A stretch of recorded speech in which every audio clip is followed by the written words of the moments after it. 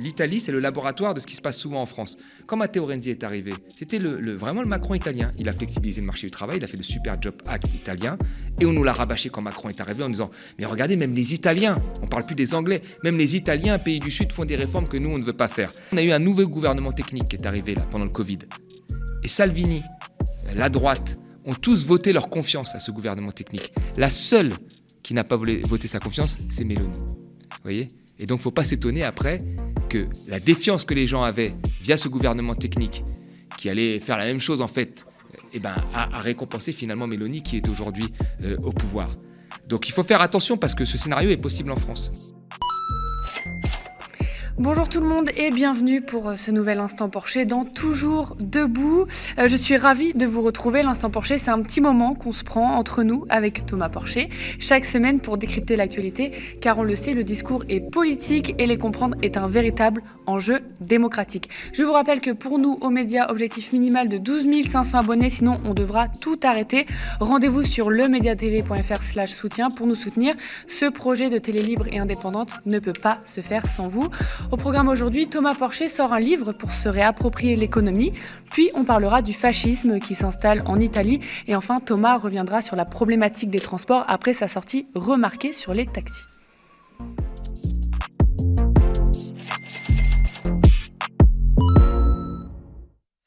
Alors avant de commencer, on va réagir sur une actu chaude, c'est le luxe d'être en direct. Le chef économiste de la Banque centrale européenne suggère de taxer les riches et les super profits. Bon, alors ce n'est absolument pas le premier à dire ça, mais là ce n'est pas n'importe qui. Philippe Lane, le chef économiste de la BCE, suggère une hausse d'impôts sur les hauts revenus ou sur les industries et les entreprises qui sont très rentables malgré le choc énergétique pour soutenir les plus modestes face à l'inflation, en ajoutant que si vous soutenez ceux qui sont dans le besoin en augmentant les impôts, cela a moins d'effet sur l'inflation que si vous augmentez les déficits. On avait déjà abordé cette question dans les instants Porcher. Thomas, qu'est-ce que tu penses de cette déclaration ? Est-ce que tu penses que ça peut changer quelque chose ? Et est-ce qu'il faut maintenant une décision au niveau européen ? Alors, aujourd'hui, il y a beaucoup d'économistes de grands organismes comme le FMI, et là on le voit, la BCE, c'est pas n'importe qui, puisque le chef économiste qui s'accorde à dire qu'il faudrait taxer les hauts revenus. Parce que toujours après une guerre ou un événement catastrophique comme nous l'avons vécu avec le Covid et comme nous le vivons actuellement encore avec la guerre entre la Russie et l'Ukraine, il y a un effort de reconstruction à faire, et cet effort de reconstruction il se fait sur la taxation des plus riches ou des profiteurs de guerre. À un moment, on ne peut pas se dire il doit y avoir des rentrées budgétaires. On ne peut pas faire en sorte que de faire des coupes, des économies sur la réforme des retraites, des économies sur l'assurance maladie ou sur l'assurance chômage, sans avoir de rentrée. Et donc, c'est du bon sens. C'est ce qui a toujours été fait après tous les conflits ou toutes les catastrophes. On s'est mis à taxer les plus riches. Mais je ne pense pas que ça aura une influence parce que, en fait, dans le gouvernement qui est en place, en tous les cas en France, et même dans beaucoup d'autres pays quand même, on picore chez les économistes que les idées qui nous arrangent. Et je vois pas Emmanuel Macron taxer les plus riches. Enfin, s'il revenait déjà au même niveau de taxation d'avant, ce serait déjà une victoire, mais je le vois pas faire ça. On va passer au premier sujet alors de cet instant Porcher. On vous l'a déjà dit, mais dans l'Instant Porcher, ça nous semble très important de rendre l'économie accessible pour vous donner les clés du savoir. Savoir, c'est la démocratie.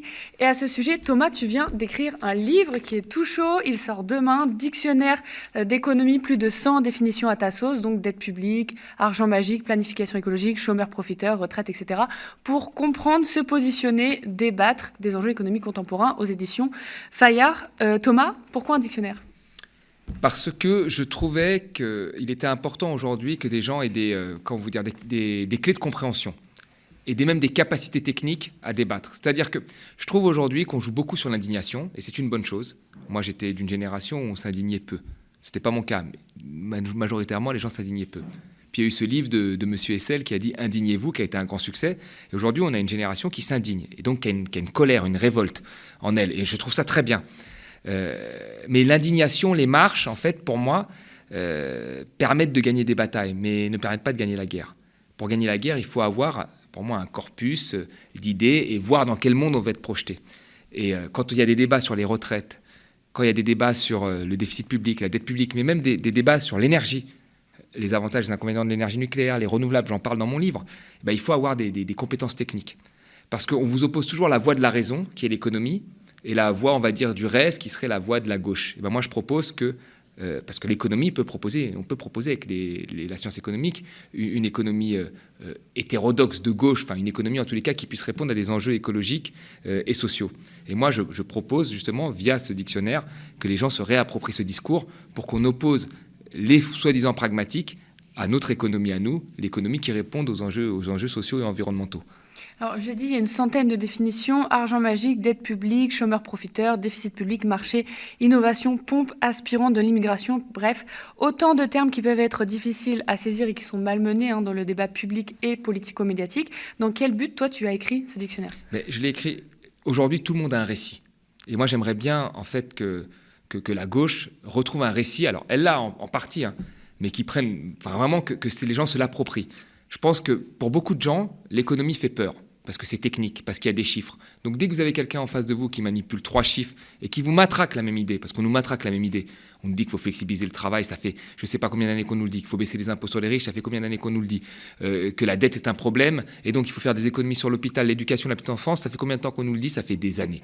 Et donc en face, il faut un contre-discours sur de l'économie et ne pas passer à côté. Or je trouve aujourd'hui que beaucoup de militants passent à côté de cette question qui est essentielle. Il y a un discours crédible, on va le maîtriser et on va combattre avec ce discours-là.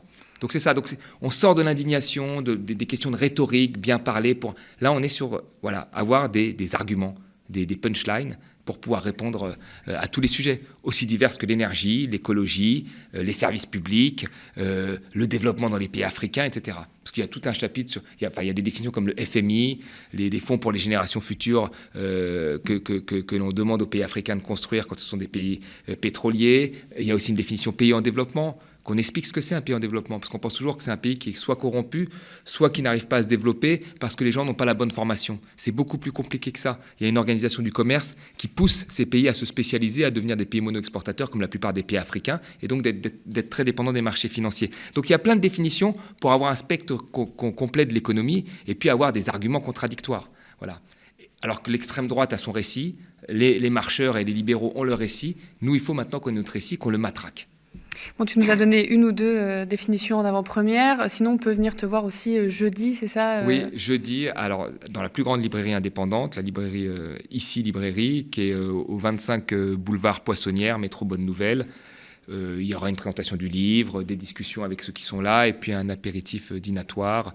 Voilà, vous êtes tous les sociaux, souvent débattent dans les commentaires, ils veulent me poser des questions, ils ne sont pas d'accord avec moi. Ben là, qu'on vienne en discuter en direct, c'est beaucoup plus sympa, dans la joie et la bonne humeur. Et pour ceux qui ne sont pas à Paris, on continuera bien sûr les instants Porcher. Et puis même, il y aura une tournée dans d'autres librairies, je vous tiendrai informé. Normalement, je dois aller à Rennes, Lyon, Toulouse, Marseille. Donc voilà, je vous tiendrai informé. Mais là, on commence par Paris, puisque j'habite sur Paris. Voilà. Ça marche. On va passer à l'Italie, du coup. D'accord. Donc c'est une actu que vous n'avez pas dû louper, je pense. Le parti d'extrême droite Fratelli d'Italia est arrivé en tête aux élections législatives italiennes ce dimanche avec plus de 26% des voix. À sa tête, Giorgia Meloni, qui admirait Mussolini à ses 19 ans, qui brigue le poste de première ministre. La coalition des droites avec la Ligue, le parti d'extrême droite de Matteo Salvini, crédité de 8 à 12%, et le parti Forza Italia de l'éternel Silvio Berlusconi, 8,2%, pourrait totaliser environ 43% des voix, ce qui lui assure la majorité absolue des sièges au Parlement, aussi bien à la Chambre des députés qu'au Sénat, un score qui permet à la leader de se voir déjà présidente du Conseil, donc l'équivalent de première ministre en France, enfin en Italie du coup, raconte France Info. Le fascisme en Europe grandit et aux portes de la France. Thomas, selon toi, quel a été le moteur de l'extrême droite en Italie ? Mais moi, je l'ai toujours dit, partout où il y a ce qu'on appelle des gouvernements techniques, qui imposent, soi-disant, d'un point de vue technique, des cures d'austérité, de la flexibilisation du marché du travail, des coupes sévères et drastiques sur les services publics qui profitent à la majorité des Italiens ou de la population partout, d'ailleurs, dans chaque pays, vous avez l'extrême droite qui va monter. Vous savez, il faut avoir un peu de recul.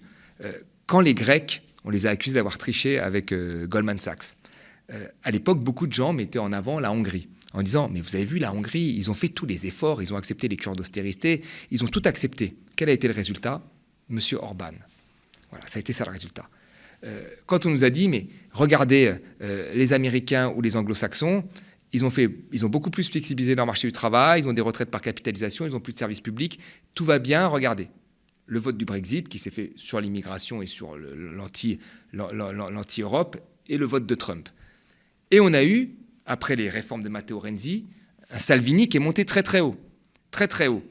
Il faut voir ce qu'on disait sur Matteo Renzi. Matteo Renzi, c'était le Macron italien. C'est pour ça qu'en fait, l'Italie, c'est le laboratoire de ce qui se passe souvent en France. Quand Matteo Renzi est arrivé, c'était vraiment le Macron italien. Il a flexibilisé le marché du travail, il a fait le Super Job Act italien, et on nous l'a rabâché quand Macron est arrivé en disant « Mais regardez, même les Italiens, on ne parle plus des Anglais, même les Italiens, pays du Sud, font des réformes que nous, on ne veut pas faire. » Et c'était quoi le résultat de ces réformes? Tout le monde disait que ça marchait bien, que c'était super, que ça avait créé 500 000 emplois. C'était quoi le vrai résultat quand on regardait les chiffres? C'était 55% des jeunes qui sont dans la précarité. C'était 15% des stagiaires qui ont plus de 45 ans. Depuis quand tu as plus de 45 ans, tu es encore stagiaire? Tu es stagiaire à 18, 19, 20, 23 ans. Tu n'es pas stagiaire à plus de 45 ans. 15% avaient plus de 45 ans. Il y avait eu 115 millions de bons à travailler qui avaient été distribués. Un bon à travailler, c'est quoi? C'est un bon que ton employeur te donne qui vaut 10 € pour 1 heure. C'est-à-dire que tu ajustes la quantité de travail que tu veux à l'heure près. J'ai besoin de toi 3 heures, je te donne 3 bons, 30 €. Vous voyez, il y avait eu 115 millions de bons distribués comme ça. Donc ça veut dire que le travail avait été flexibilisé au maximum, à l'heure près. Alors oui, ça avait créé 500 000 emplois. Enfin, ça n'avait pas créé 500 000 emplois. Ça avait sorti 500 000 personnes du chômage. Alors tu sors du chômage, tu es stagiaire, tu as un bon à travailler de quelques heures. Parce que vous savez, si tu travailles plus d'1 heure par semaine, tu sors du chômage selon le BIT. Donc si tu travailles 2 heures par semaine, tu n'es plus chômeur. Alors, je ne sais pas comment tu vis avec 2 heures par semaine, il faudra me l'expliquer. Et donc il y avait des très bons chiffres. Et tout le monde disait, c'est super l'Italie, c'est super ce qui se passe. Mais derrière, il y avait une lame de fond qui allait vers les extrêmes, qu'on avait marre. Et je crois même qu'ils voulaient tout foutre en l'air. Vous voyez, et donc là, c'était un des premiers avertissements. Et puis là, on a eu un nouveau gouvernement technique qui est arrivé là, pendant le Covid. Et Salvini, la droite, ont tous voté leur confiance à ce gouvernement technique. La seule qui n'a pas voté sa confiance, c'est Meloni. Vous voyez ? Et donc, il ne faut pas s'étonner après que la défiance que les gens avaient via ce gouvernement technique, qui allait faire la même chose en fait, a récompensé finalement Meloni qui est aujourd'hui au pouvoir.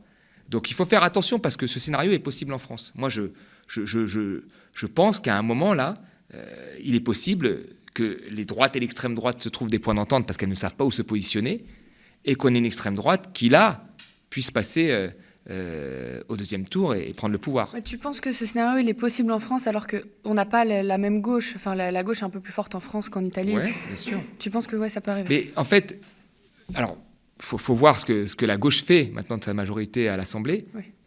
Faut voir ce qu'elle en fait. Parce qu'en fait, là, grosso modo, qu'est-ce qui se passe? Bon, Mélenchon ne devrait pas se représenter. Il faut trouver quelqu'un qui puisse se présenter à sa place et qui arrive à unifier tout ça. De ce que je vois, c'est pas gagné. C'est pas gagné. Et puis après, c'est le risque de ne pas satisfaire tous les espoirs. Enfin, moi, le mouvement 5 étoiles, au début, beaucoup de gens y croyaient. Puis finalement, là, il stagne quand même à des scores assez élevés. Hein. Il faut quand même des scores assez élevés. Donc la gauche pourrait stagner à 12, 13%, faire des scores quand même assez élevés, vous voyez, mais pas suffisamment pour prendre le pouvoir. Alors qu'une alliance des droites, voilà, pourrait... Et si là, on en rebouffe, alors on va voir à quelle sauce on va être mangé, mais si on rebouffe la réforme des retraites... Là, on a les premiers éléments qui ont été faits des politiques sur des collectivités locales où les crèches sont en train de craquer, où les écoles, ça se passe très mal. Si on en a encore 5 ans comme ça, il est possible qu'après, vous avez l'extrême droite qui monte.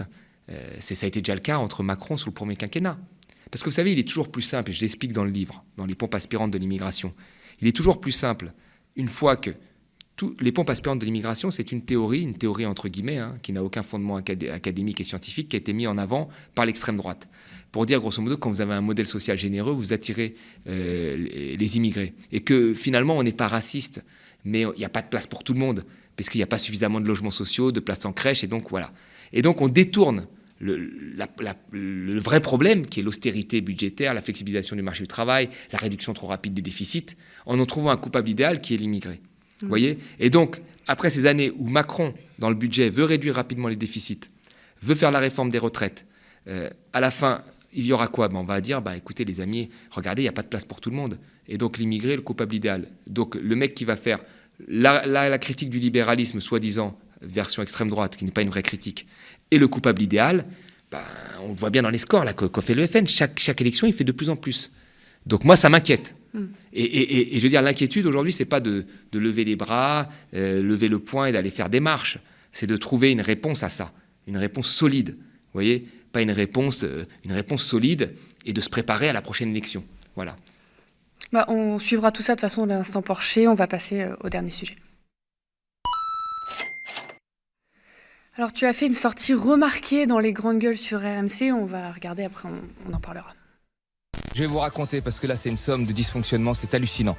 En fait, j'ai un taxi tous les matins à 8h, c'est un peu ric-rac le matin avec mon fils, etc. Donc je prends un taxi. Normalement, je mets 20-30 minutes. Là, Tolbiac est en travaux, donc ça coupe un peu la voie. On arrive sur la porte du périph'. Normalement, vous avez des panneaux à l'entrée qui vous permettent d'arbitrer entre le périph' et les maréchaux où il y a le temps. Le panneau est cassé. Donc tout le monde s'engouffre dans le périphérique. Périphérique, accident. Tout est bloqué. J'ai fait Tolbiac, Montsouris, 48 € de taxi. Là, il me dit, prends le tram. Je descends, je prends le tram. Tram à l'arrêt, problème.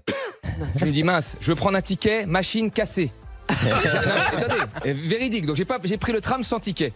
J'attends. Là, on me dit, un mec qui parle, oui, ça se débloque. Le tram arrive, mais bondé. Impossible de rentrer, les gens se poussent, les gens s'énervent, etc. J'attends le tram d'après. Je rentre, le mec nous dit, il y a une porte qui est bloquée, vous pouvez sortir que... Voilà, c'est exactement... En fait, moi, j'avais pour moi le résumé des petits dysfonctionnements du quotidien. Non mais voilà, du quotidien qui font que quand ils sont tous alignés, ça fait un grand dysfonctionnement. J'ai mis 1h45 pour faire le 13e, 15e. 1h45. Et en fait, Paris, ça devient ça. Ça devient, en fait, tu dois avoir toujours des solutions de rechange. Ouais. Le Vélib, la moto, le machin. Tu vois, partout, tu dois avoir, comme si tu dois avoir une moto, des Vélib partout, au cas où les transports ne marchent pas, au cas où la voiture ne marche pas, tu as ton Vélib. C'est quand même hallucinant. Ouais. Donc, vous voyez, tous les gens qui vous disent, faut en finir avec ça, faut qu'il y ait que les transports en commun, mais déjà, faut qu'il y ait des transports qui fonctionnent bien. Bah oui. Que ça fonctionne bien, déjà. Alors, dans un contexte de débat sur la sobriété, les mobilités et le nombre de gens qui ne veulent pas du tout en entendre parler, voire sont climato-sceptiques et ou s'en fichent car complètement adossés dans leurs privilèges, on peut comprendre que cet extrait, au premier abord, ait pu faire tiquer. Alors, on n'est pas là pour t'offrir une tribune, mais pour aller plus loin, pour décortiquer cette thématique des transports ou, comme dans bien d'autres sujets qu'on aborde dans l'instant Porcher, il y a des personnes qui se divisent alors qu'elles ne devraient pas du tout l'être.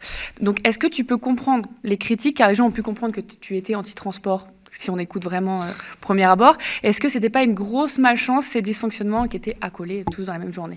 Non, alors déjà, il y a une erreur que j'ai faite. Vous savez, quand vous êtes en direct, il faut que les gens comprennent ça. Parce que les gens, c'est très simple de parler chez soi, mais quand vous êtes en direct, et en plus que vous arrivez 40 minutes en retard à une émission qui commence, il est possible que vous fassiez des erreurs. Donc là, j'ai dit, je prends le taxi tous les jours. En fait, je prends le taxi tous les jours quand je vais aux grandes gueules. C'est-à-dire 2 à 3 fois par mois. Je ne prends pas le taxi tous les jours, puisque j'habite dans un endroit, tout le monde le sait, puisqu'il y a eu dans le quartier chinois, dans une tour de 30 étages, et mon travail est à 3-4 minutes à pied. L'école de commerce, je travaille 3-4 minutes à pied. Donc, la plupart du temps, je suis à pied. Mais là, en fait, pourquoi en fait, la mobilité, la question qu'on devrait se poser, Ouais, c'est ça. je me la pose. C'est quoi? C'est en fait, de quoi dépend la mobilité? Elle dépend d'un certain nombre de contraintes. La contrainte écologique est importante, elle n'existait pas avant. Puis après, il y a la contrainte du temps, bien sûr, la contrainte du temps. Et puis, et après, vous avez vos autres contraintes familiales. Qu'est-ce qui se passe? Moi, je l'explique. Le matin, comment ça se passe? J'ai mon fils à amener à l'école. L'école ouvre entre 8h10 et 8h20, à peu près. Voilà. Moi, je dois arriver un quart d'heure avant 9h. D'accord? J'ai testé tous les types de trajets, parce que quand je rentre en transport, je rentre en tram. En tramway, quand je rentre en transport, je mets à peu près 50 minutes pour arriver en porte-à-porte, c'est presque 1 heure en réalité, parce qu'il me faut 10 minutes pour aller au tram. Donc je mets après 50 minutes, parce qu'un tram en plus, quand il est rempli, roule plus lentement. Non mais puisqu'on doit tous justifier, justifions-nous. Donc là, j'appelle un taxi, j'amène mon fils à l'école, qui est juste à côté, et je reviens prendre le taxi directement, parce qu'il faut après 10 minutes de taxi pour venir. Et là, j'ai 30 à 40 minutes en fonction du trafic pour rejoindre mon point. Donc vous avez effectivement un critère écologique qui est important. Effectivement, je pourrais avoir un vélo pour 2-3 mois. J'en avais un avec ma compagne, on se l'est fait voler.